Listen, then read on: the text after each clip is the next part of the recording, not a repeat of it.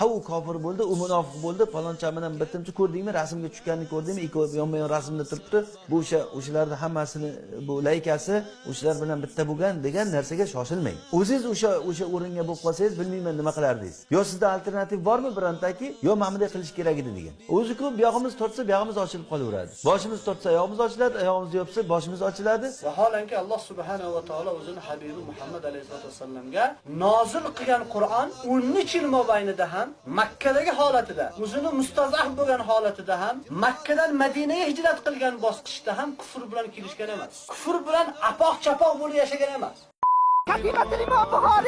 Qilaman degan niyatdagi davlat to'liq qila olmasa ham, qaysidir ma'noda qo'ldan kelgancha qilsa, qo'ldan kelgancha qaysidir kofirlar bilan sulh tuzsa, kimgadir narsa bersa, kimgadir yordam beradi, kimdandir yordam oladi. Buni biz insof bilan bunday tushunishimiz kerakki, bundan boshqa iloji yo'q. Hozir shuni qilmasa, yurib bo'lmaydi uni oldinga qarab. Mu'tadil musulmon. Ya'ni mu'tadil musulmon kofir va mushriklar bilan kelisha oladigan musulmon. Buni Rasululloh sallallohu alayhi vasallam davrlarida munofiq deyiladi.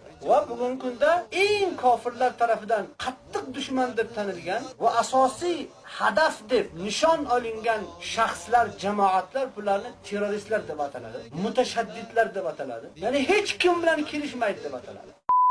Masalan, gerbni olib qarasak, baxt qushuymish u, kimning boshiga qo'nsa baxti ochilib ketar ekan, shirk aqida xullas. Aytadilar, yangi Suriya gerbi to'g'risida nima deysiz? Hayvonning suratini shunday qilib qo'yishlik joizmi? Birinchidan, endi bundan da kattaroq bir muammolar bor hozir. Suriyadagi hukumat masalasida ular qilayotgan ishi. Shuning uchun, ya'ni imkon qadar shu juz'iy narsalarga emas, asosiy narsalarga e'tiborni qaratish kerak.